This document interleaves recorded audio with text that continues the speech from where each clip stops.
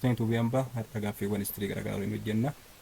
Kanaaf gaaffiiwwan jiran bifa filootiin kan dhiyaatan waan ta'eef isin gama keessaniin yuutuubii hambaa subscribe, share, comment gochuu hin dagatina. Which one of the following events laid background for the beginning of transatlantic slave trade? A. The beginning of plantation colonies in the New World. B. The beginning of industrial revolution in Europe. B. The economic backwardness of the African continent. D. The discovery of America by Christopher Columbus. So which one of the following events laid background for the beginning of transatlantic slave trade? Kanaaf jalqabinsa transatlantic slave trade jedhamu kanaaf bu'uura kan ta'e yookiin immoo background kan ta'e kamidha? A. The beginning of plantation colonies in the New World. Kanaaf gara Ameerikaa keessatti or New World keessatti maaltu jalqabuu isaati? Plantation colony jalqabuu isaati jedha. Not the fundamental or background for the beginning of transatlantic slave trade. The beginning of industrial revolution in Europe. It may be cause but not background. Economic backwardness of the African continent. Exactly, this one is wrong. And that is the discovery of America by Christopher Columbus in 1492. The background for the beginning of the transatlantic slave trade. Kanaaf deebiin keenya ta'a.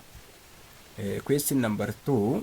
Which one of the following is wrong regarding legitimate trade in Africa? As now legitimate trade, when you say the trade which is started by Europeans in Africa after the end of slave trade or after the abolition of slave trade, Europeans come up with new propaganda.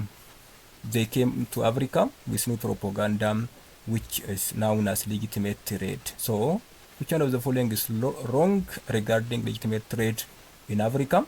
The African economy was highly aided by Europeans. B. It was the trade conducted after the abolition of slave trade in Africa. C. It led to the intensive exploitation of African natural resources.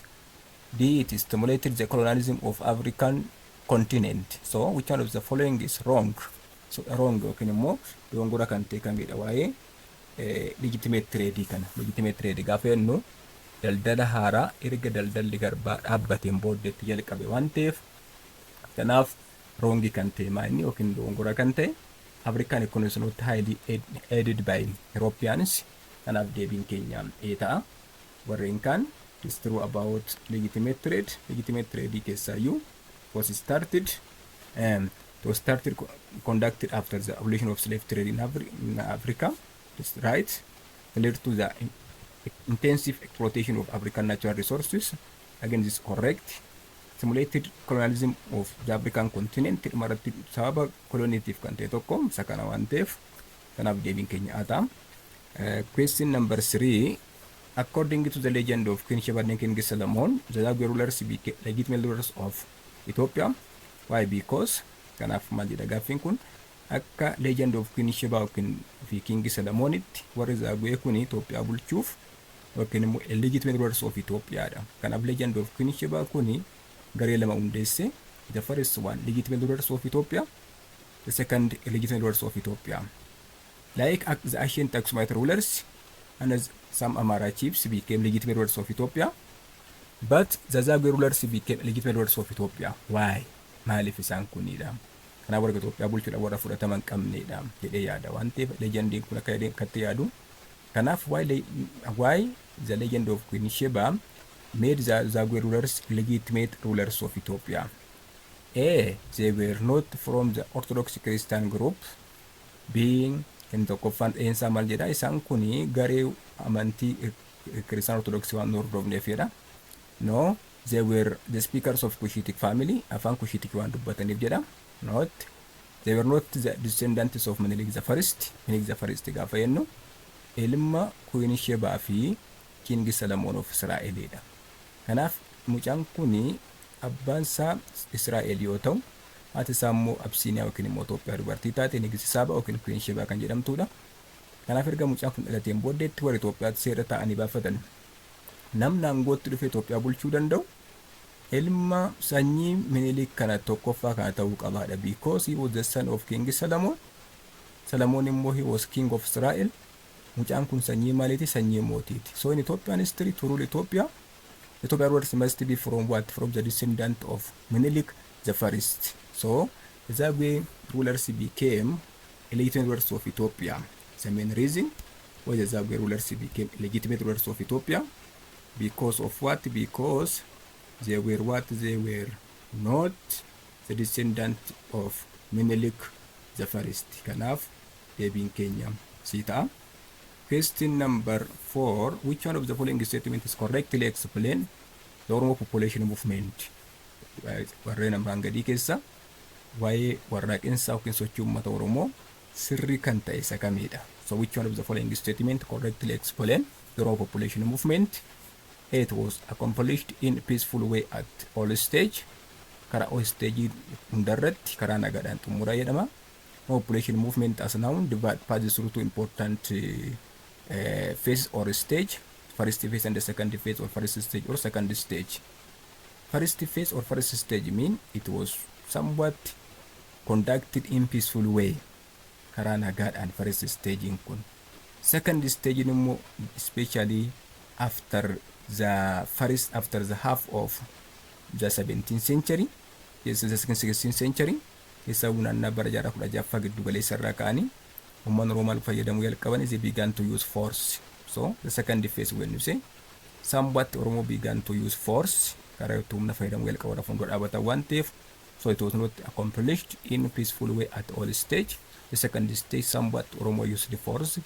Then B, it resulted in ethnic and cultural intermixing within Ethiopian region. Kun immoo uummanni Itoophiyaaf uummanni Oromoo akka walitti makaniif gahee guddaa taphateedha. This right, it was stimulated by the interest of collecting heavy tribute from non-Oromo. Kun kan inni jalqabeef uummata Oromoo kan hin taane irraa gibira yookiin immoo gibira guddaa funaanuuf jedha. Not the Oromo movement was not the interest to collect tribute. It is aim, not it is aim. Kanaaf dhimmi isaanii yookiin kaayyoon uummata Oromoo inni guddaan gibira funaanuu miti yeroo sana keessatti. Initially the movement was started out of Ethiopia and ended within Ethiopia. Jalqaba irratti kan ka'umsi isaanii Itoophiyaanadha, garuu Itoophiyaa keessatti xumurameedha. Kunis sirrii miti. Kanaaf which statement correctly explain about the Oromo Population Movement? Kanaaf deebiin keenya maal ta'a?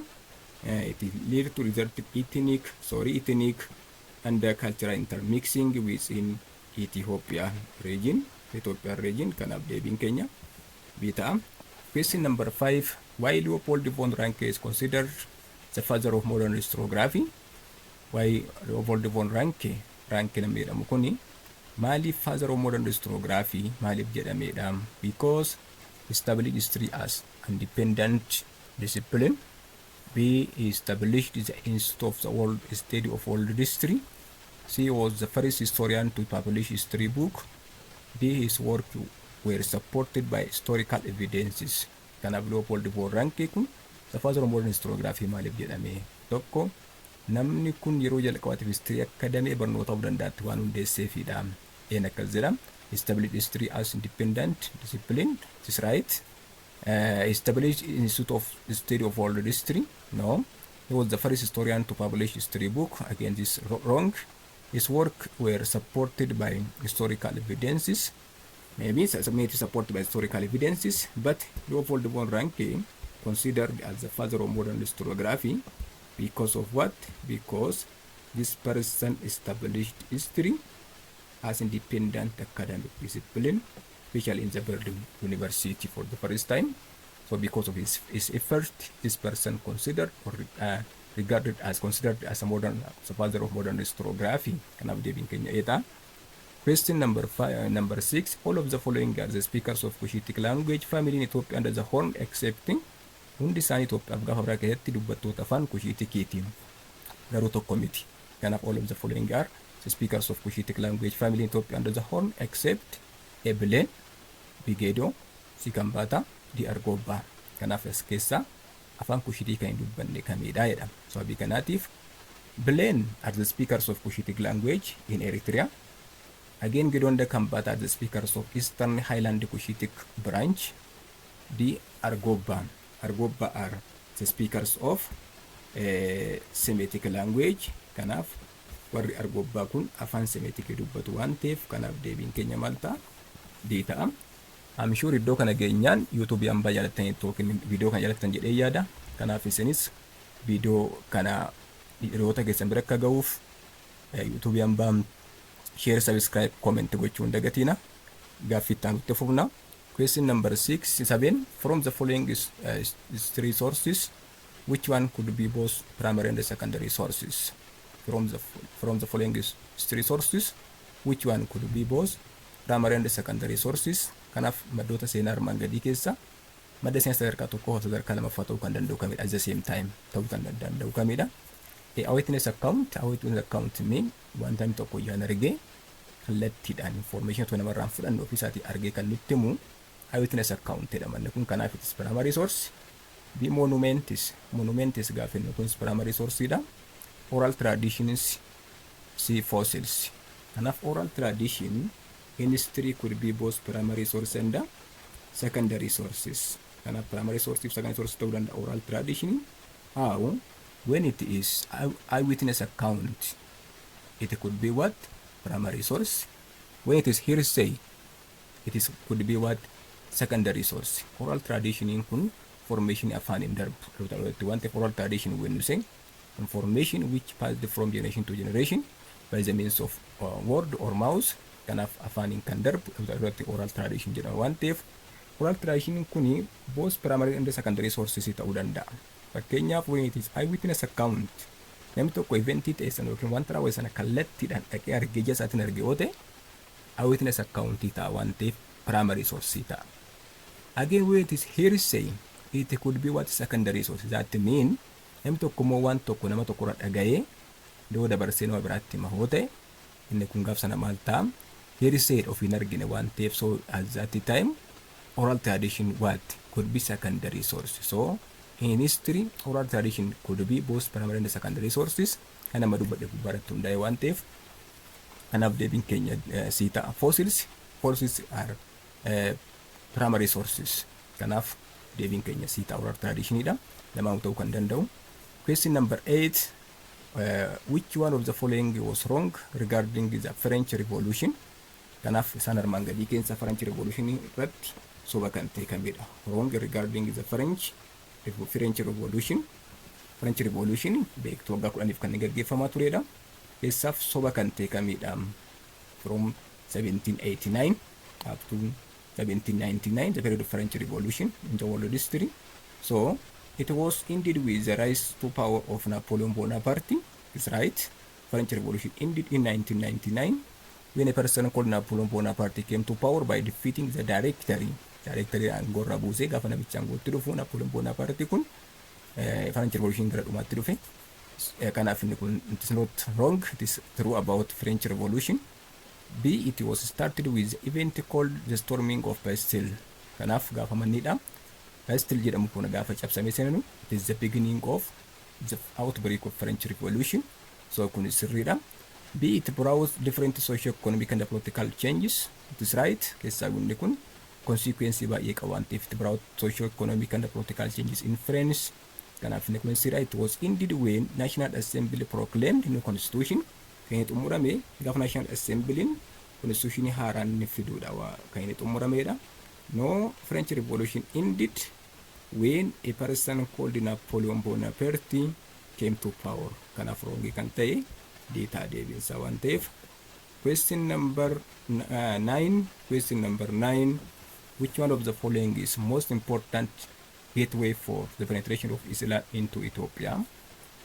41 armaan gadii keessa karaa amantii Islaamaa gara Itoophiyaa seene karaa kamidha jedha. As now Ethiopian history, Islam introduced to Ethiopia under the Horn of Africa in peaceful way. That means because of the approach of a person called Al-Najashi. Kanaaf wasabii mootiin Aksum Al-Najashi jedhamu kuni the followers of Prophet Muhammad gara Itoophiyaatti dhufan karaa nagaadhaan waan filateef waan simateef Al-Najashiin kun kana Prophet Muhammad when faced persecution from the Quraysh tribe, Prophet Muhammad sent his followers.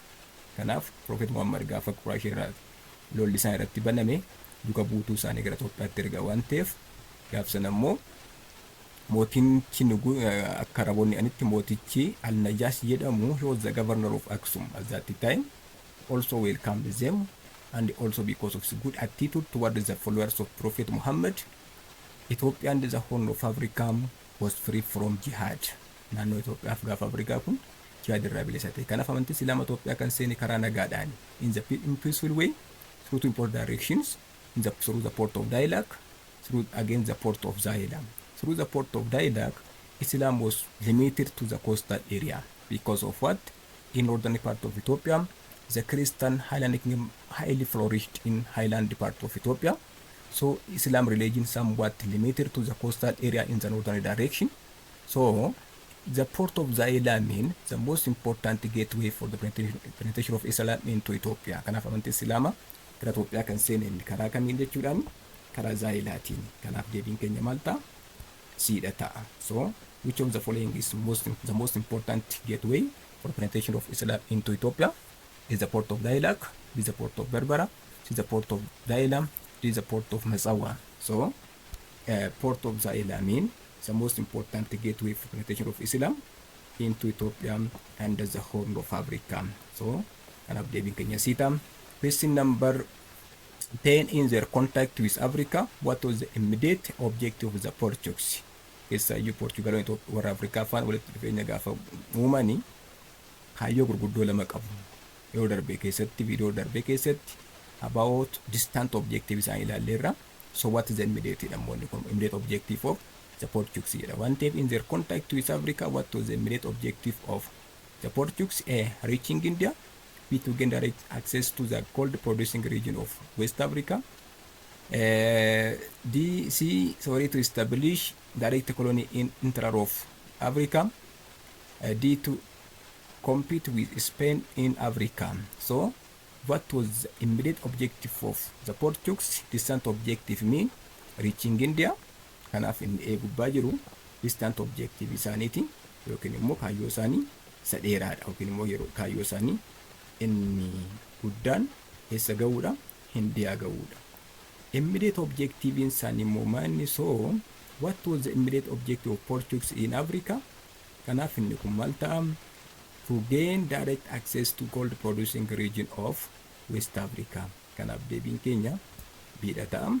Question number 11, the immediate cause for the beginning of Zemene Mesafint. You know Zemene Mesafint in Ethiopian history from 1769 up to 1855. This period is known as Zemene Mesafint in Ethiopian history. Zemene Mesafint means the era of warlords. According to the Ethiopian historians, is used Zemene Mesafint in no central government, no strong monarchy at that time. Ethiopia divided into different regions and ruled by princes. So what was the immediate cause for the beginning of Zemene Mesafint in Ethiopian history? The assassination of King Iyas by Ras Mikael Zuwul. Be the beginning of power struggle between Uram and the Wallo groups. So the establishment of Qondala as the permanent capital of the Christian kingdom. This assassination of King Iyas was the first. So immediate cause for the beginning of Zemene Mesafint mean assassination of King Iyas by Ras Mikael Zuwul in 1769. Sababii kanaatiif sababni guddaan maal jechuudha? Assassination of King Iyas ta'a. Deebiin keenya ta'a. Question number 12, which one of the following was the main cause for the Oromo Population Movement? Kanaaf causing population movement if sababa kan ta'e kamidha? A, controlling trade route in the Horn of Africa. B, to consolidate autocratic form of administration by ignoring Gadaa system.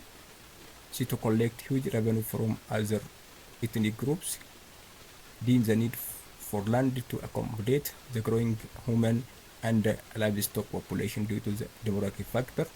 Kanaaf sababni guddaan warraaqinsa uummata Oromoof sababa gurguddoo lama jira. The first natural factor means especially demographic factor.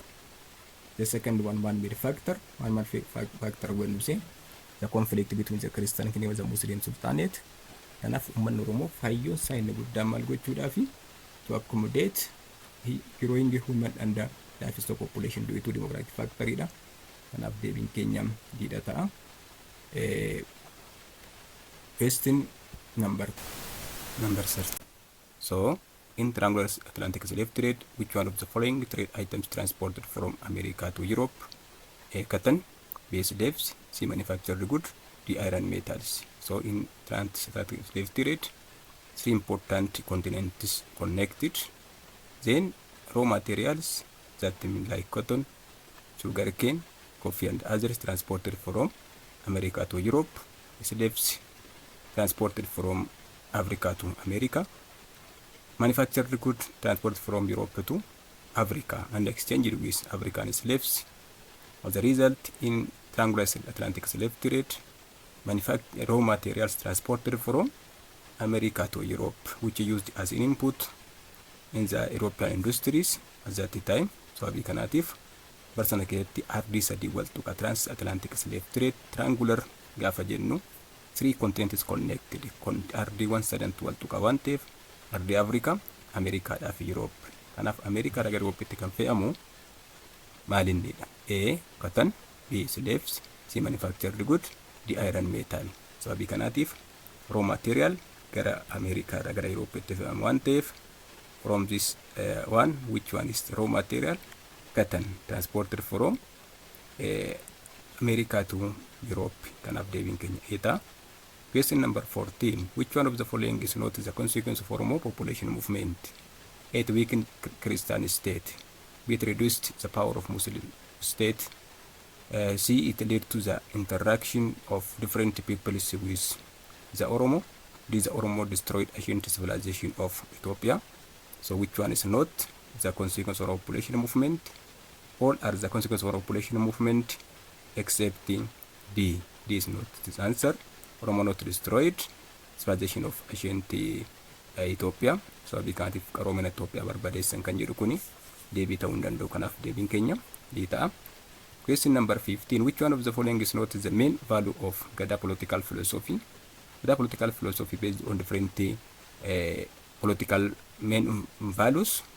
The first, one term of 8 years. B. Balance of position between parties. C. Power sharing between higher and lower levels.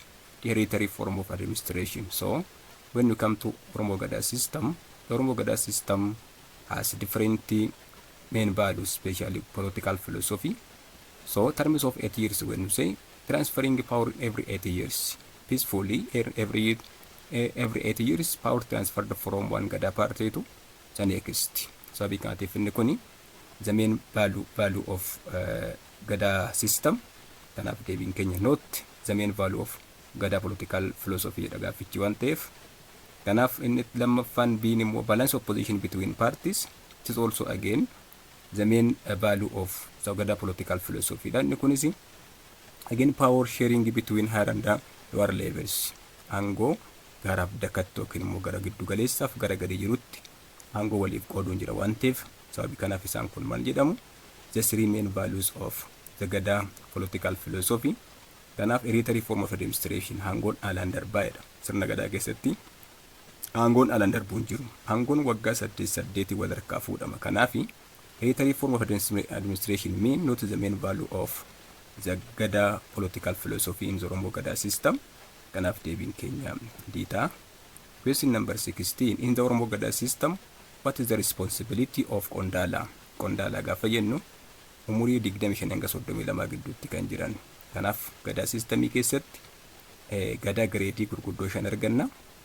From dabballe up to Gadaa grade. Kanaaf responsibility warra Qondala kun maalidha? So in Oromo Gadaa system, what is the responsibility of Qondala? Age grade. A. Socialization. B. Leadership in Gadaa government. C. Military service. D. Advising Gadaa officials.